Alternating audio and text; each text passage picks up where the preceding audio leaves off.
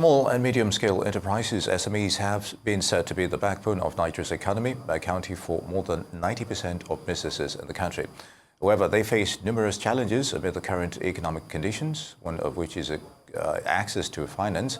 SMEs struggle to secure loans and credit facilities from banks due to stringent requirements and high interest rates. This limits their ability to expand and invest in their businesses. Another challenge is the harsh business environment, which ranks Nigeria low in the World Bank's Ease of Doing Business Index, indicating a challenging environment for business to operate.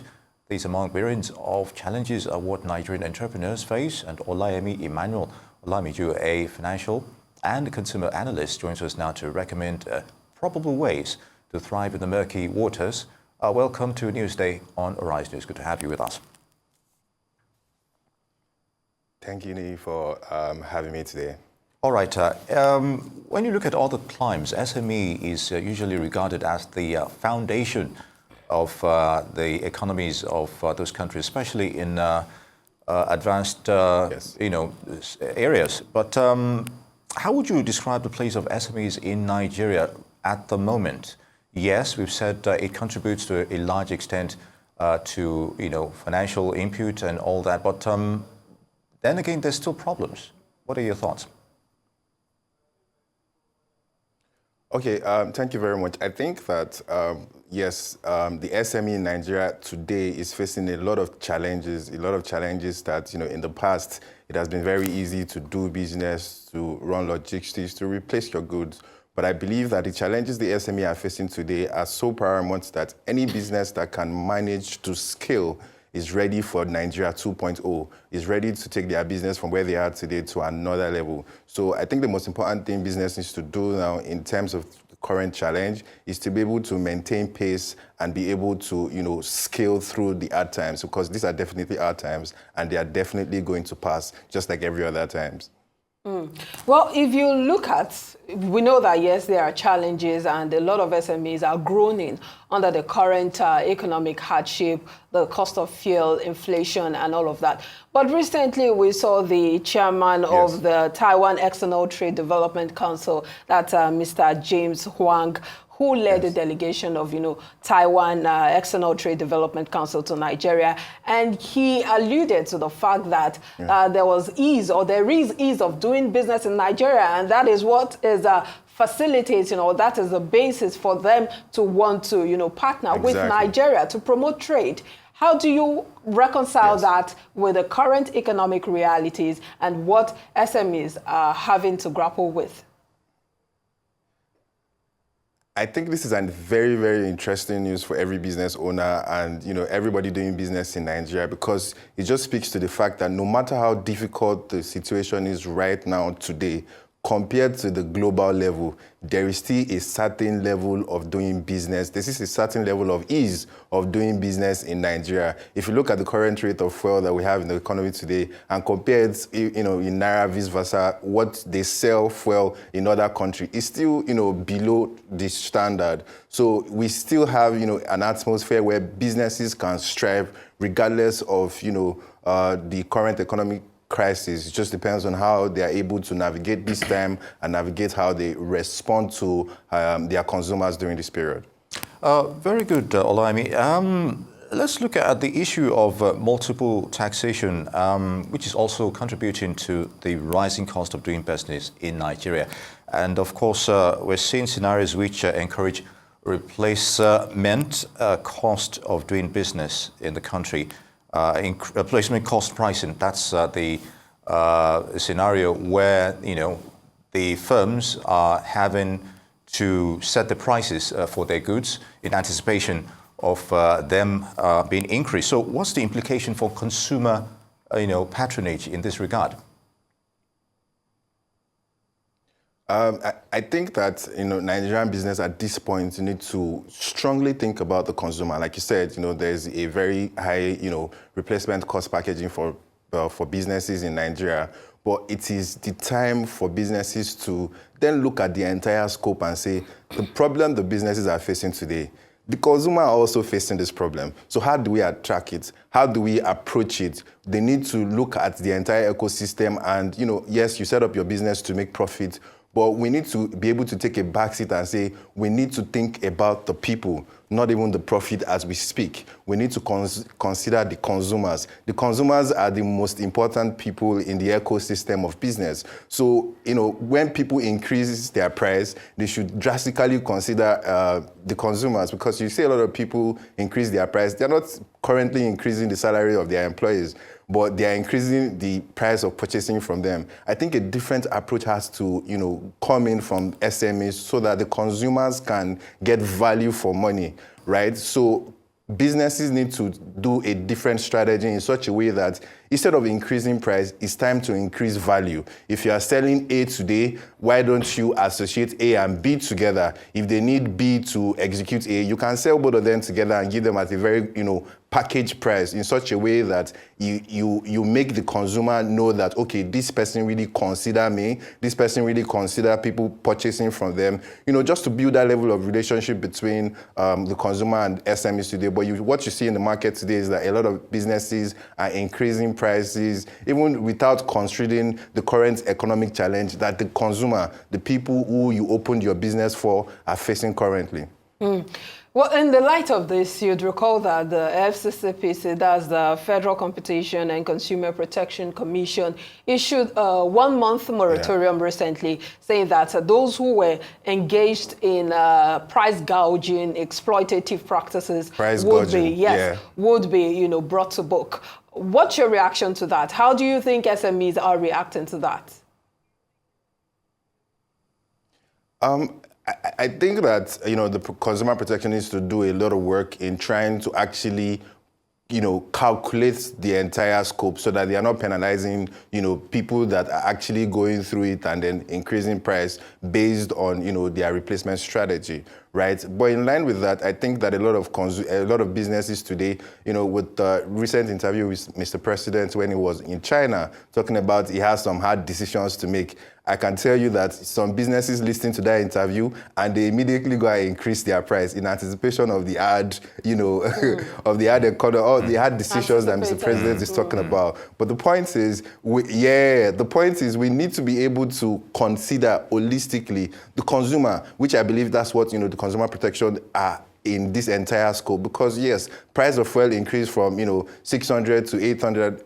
But the most important thing is that people then increase their price even ×2 with 20% increase. It doesn't really correlate. And we're not even giving the consumer enough time to even cushion the weight of, there's an increase in transport fare. You increase the price of bread. Basic amenities that, people cannot do without. So I think that businesses are set up for the people, and then we need to be able to consider people while we're coming up with our pricing strategy. So SMEs should look at this entire ecosystem and be able to take it in good faith to say, okay, we need another strategy, a strategy that focuses solely on the consumer. And I'm sure other government agencies like national orientation agencies are effectively working to orientate Nigeria business owners that, profit is the most important thing on opening your business. But at this time, when the country is facing a lot of challenges, people are the most important thing.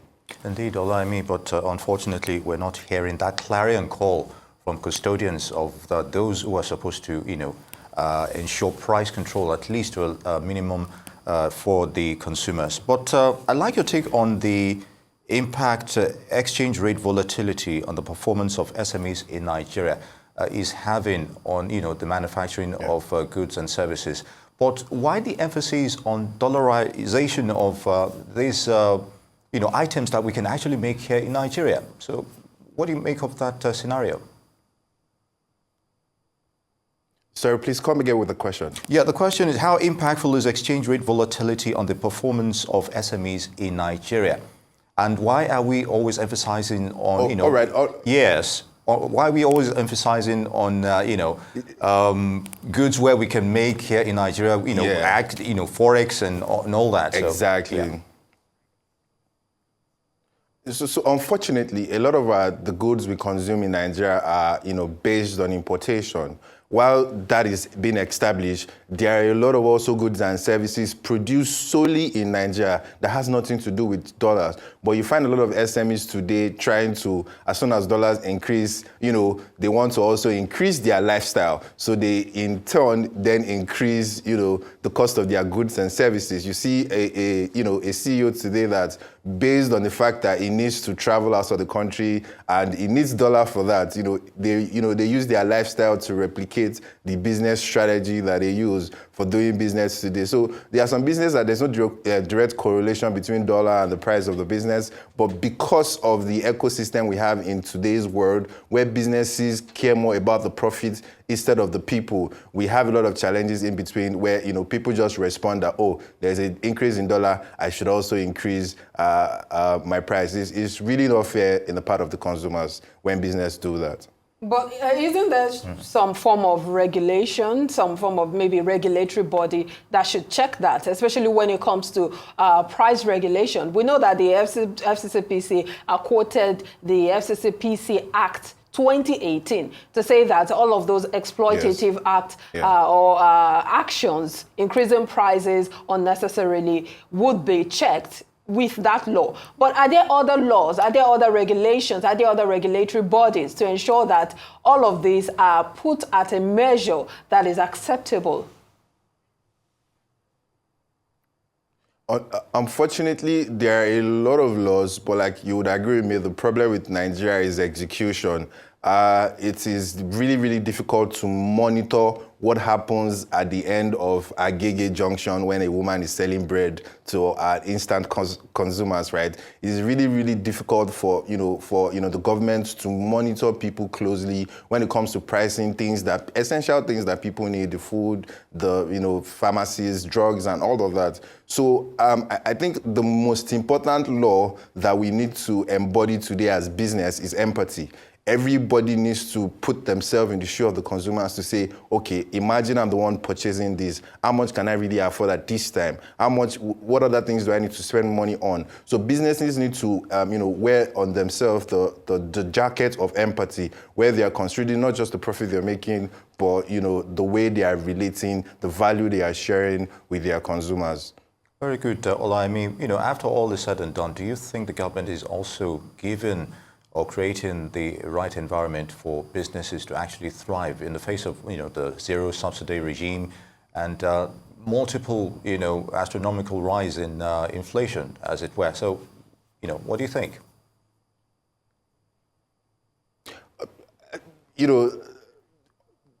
Most of the activities the governments are doing now are corrective activities.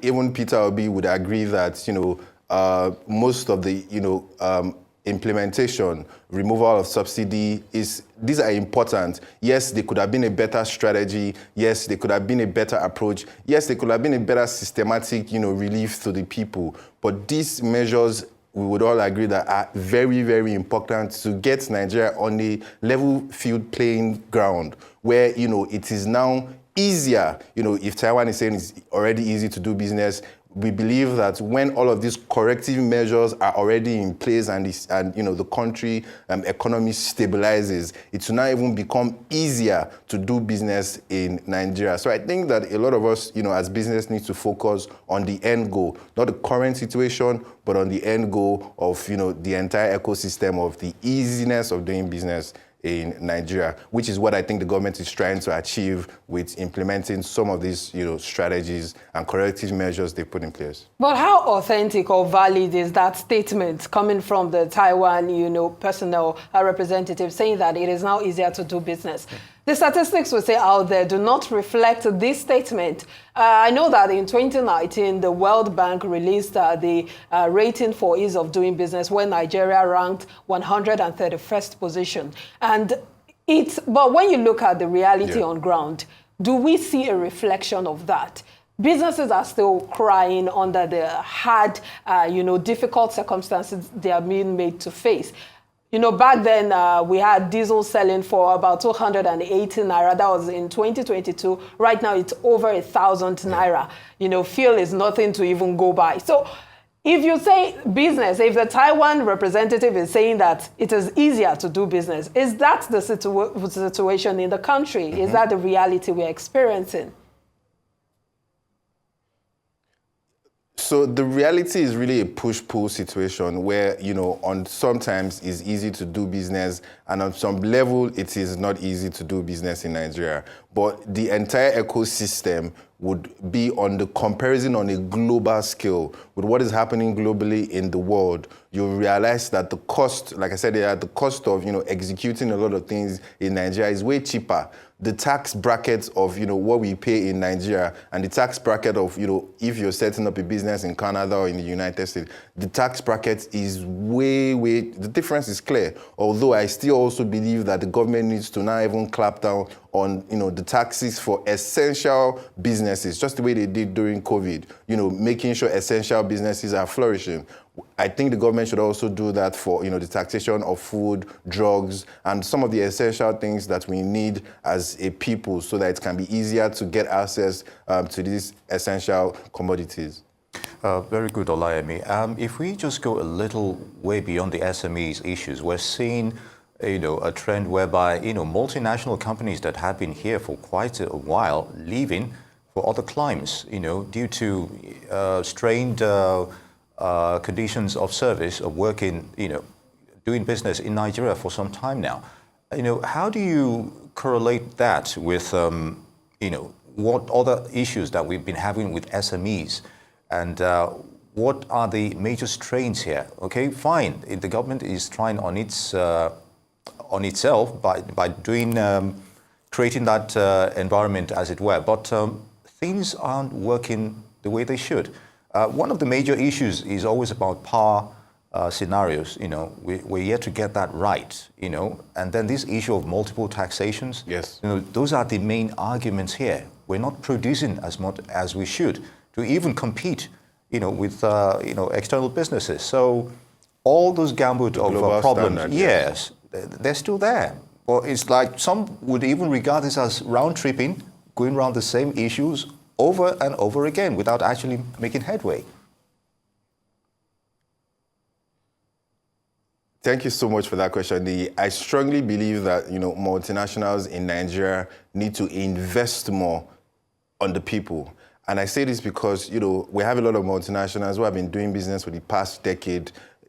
They've been making a lot of money. Currently, regardless of how the situation of the country is, the way their system is priced, they're also making a lot of money. But what are these multinationals doing to even relieve the challenges the consumers are facing on the streets? Yes, we have a lot of companies who would point out to some of giving rights and all of these activities, but we need a more strategic, systematic CSR from some of the multinationals we have in the country, in such a way that yes, the sector that is most hit, which is I think the transport sector, which multinational in Nigeria is coming out to say, okay, since the government is moving to CNG, we want to transform some public transport to CNG gas, just a way to also be involved. Because the most important thing, while the government are doing theirs, the private and the people are the most important thing. They are transacting on a daily basis. Yes, things are hard, but people still, spend money on telecommunication. People still spend money on some of these multinational platforms we have, right? So it's important for these multinationals to not just wait for governments to, ease or relieve the pain that Nigerians are going through today. The multinationals need to get involved systematically, not, by, giving palliative. We need to get involved in the system. We need to get involved in, okay, how are people assessing, transportation and all those other things. So yes, it's important for the multinationals to get involved, and in that way, even the government cannot even, have negotiation on tax violation for multinationals who are directly impacting the life of the consumers. When you say get involved, I'm wondering how exactly you mean, because statistics isn't, making that a very, very attractive option. Looking at the fact that according to a survey conducted by the Manufacturers Association of Nigeria, MAN, covered the period between 2018 and 2021, close to 400 big businesses had collapsed due to the rising cost of business in Nigeria. That's just within the space of 3 years. And you're saying that they should get involved. everyone or every business owner goes into business to make profit. And if that is not being achieved, I don't know if there are alternatives or options to explore. So of course there is, the goal is profit, but there are short-term profit and long-term profits. Most of these multinationals we have in the system today have made a lot of profit from the system. They would also still make a lot of profit from the future, right? Nigerians are still spending heavily on, goods and services that they believe are valuable to them, right? So if any multinationals is losing business or, shutting down today, it's because maybe they've not gotten their marketing, their positioning right.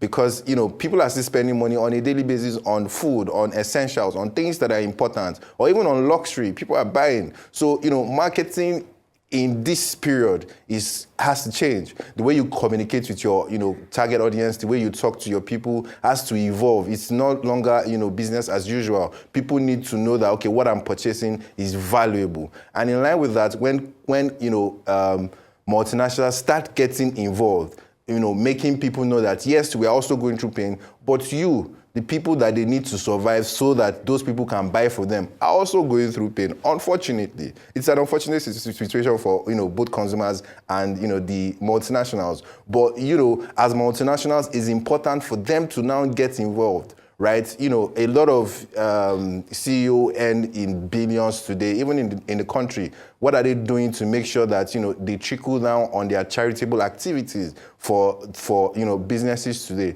So if business gets their marketing right, regardless of the economy, they would definitely flourish and scale. Indeed, and on that final note, Olayemi Olamiju, financial analyst and creative director of Fifth Element Media Group, would like to thank you for your thoughts on those issues. Good to have you with us.